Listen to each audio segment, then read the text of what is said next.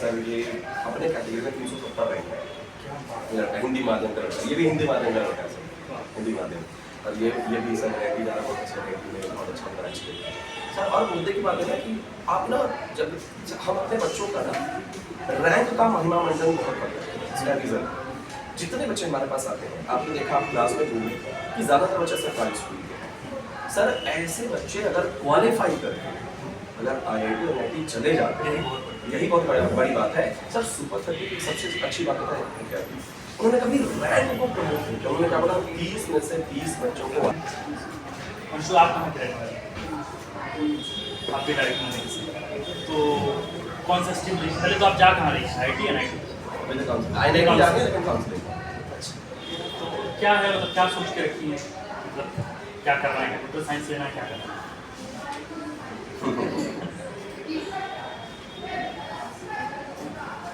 क्या मजा आता था सर के पास पढ़ने में? मतलब केमिस्ट्री से बढ़िया पढ़ा है, और सबसे बढ़िया नंबर, मतलब मजा किसमें, कौन से विषय में सबसे ज़्यादा मजा आया?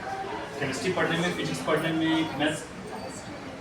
सर यहाँ तीनों सब्जेक्ट के जो टीचर है ना, वो इतने मजेदार है। मतलब आप उनके काबिलियत पे, उनके ह्यूमर पे, जब अभी देखा आप क्लास में गए तो विक्रांत सर चिल्ला रहे थे। भैया विक्रांत सर का रौला ऐसा है कि अभी हम क्लास में बैठ के बात बतिया रहे थे, तो लड़के ने कहा कि सर बोल नहीं पाएंगे, हिंदी मीडियम के विद्यार्थी है, डर लग रहा है बोलने।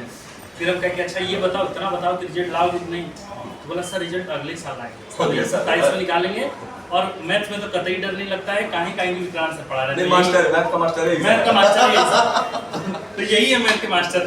गुरुजी एक बात बताइए, क्या घोंघवा पढ़वा दे रहे हैं बच्चे जो है वो कह रहे हैं कि सर डर ही नहीं लग रहा है, ऐसे बोल रहे हैं कि डर ही नहीं लग रहा। सर सबसे पहली बात तो जब मैं टीचर तो बनना चाहता नहीं था, लेकिन जब मेरे दिमाग में मैथ्स टीचर बनने का था, तो सबसे पहले तो सीन यही चलता है हर जगह, मैथ्स टीचर मतलब बड़ा सवाल, खड़ूस सा आदमी जिसे देख के टीचर को देख के बच्चे डर के भागे। तो मैंने इस सीन को बदलने का प्रयास किया कि बच्चे मैं मैथ से फ्रेंडली होगा और उनको अपने छोटे भाई बहन के तौर पर ट्रीटमेंट ले जाता हूँ। और जब भी मैं क्लास में जाता हूँ सर, तो ये सोच के जाता हूँ आज बच्चों की कुछ ऐसी कहानी सुनाऊंगा जिससे उनके जीवन पर प्रभाव पड़े। और मैथमेटिक्स तो अलग चीज़ है, NCERT बुक्स पढ़ने से बहुत कुछ ज़्यादा इम्पैक्ट नहीं पड़ता है, और एग्जाम्स क्लियर हो जाते हैं, लेकिन उनके जीवन पर प्रभाव छोड़ने के लिए कुछ अलग से कहानियाँ भी जोड़नी होती हैं, जिससे वो जोड़ने का मैं प्रयास करता हूँ। और मैथ जैसे डिफिकल्ट सब्जेक्ट पढ़ाने के लिए मैं ऐसा कुछ कहानियाँ या बस वो सीखने के लिए तैयार हूँ।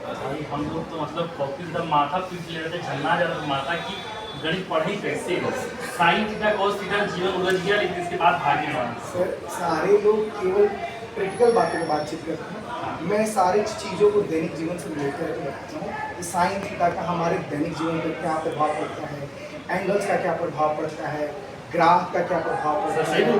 तो अगर इन चीज़ों से जोड़ कर बच्चों को आप पढ़ाएंगे तो किसी भी सब्जेक्ट से प्रभावित होगा। हमारे ज़माने में सेकेंडरी स्कूल हुआ तो खैर सर हमारे फिजिक्स के भी जो टीचर है ना, वो पहले शिव चक्कर में महाराष्ट्र में पढ़ाते थे, अभी महाराष्ट्र से यहाँ के पढ़ा रहे हैं। सर पहले तो उनका धन्यवाद, पता नहीं यहाँ क्यों ऐतरी कर गए लेकिन सर क्या जबरदस्त के टीचर एक क्लास ले रहे हैं। ये बाहर से भी टीचर फैकल्टीज यहाँ? सर हमारे पास ज़्यादातर टीचर बाहर के। कहाँ से? सर पहले तो देखिए हम लोग जब शुरू किए थे तब एक तरह से लगता है कि हम लोग इन्हीं को अफोर्ड कर सकते थे नहीं एक बात है, ये मेरा मित्र जैसा है वो। ये तो हमको लग रहा है कि बहुत लोगों को भ्रम होगा कि आप दोनों भाई हैं, और लगते भी वही हैं, दाढ़ी बाल सब कुछ वैसा लग रहा है। सर आप हम तीनों में फर्क नहीं पता कर पाएंगे, हम लोग तीनों भाई जैसे लगते हैं। दर्शकों आप बताइए कि ये तीनों भाई एक ही भ्रम फैला रहे हैं। तो शुरू में क्योंकि हमारे पास उतना पैसा नहीं होता था, हमें नौकरी जो आप करें क्या पैसा? सर अब टीचर को देकर अब कुछ नहीं बता ये कर रहा। तो हम लोग जो लोकल जो बहुत अच्छे शिक्षक थे जो बहुत अच्छा केयर कर सकते बच्चों का, लेकिन अब जब हमें लगा कि नहीं अब रिजल्ट देना होगा, रैंक देना होगा, कि दुनिया हमसे सर थोड़े रिजल्ट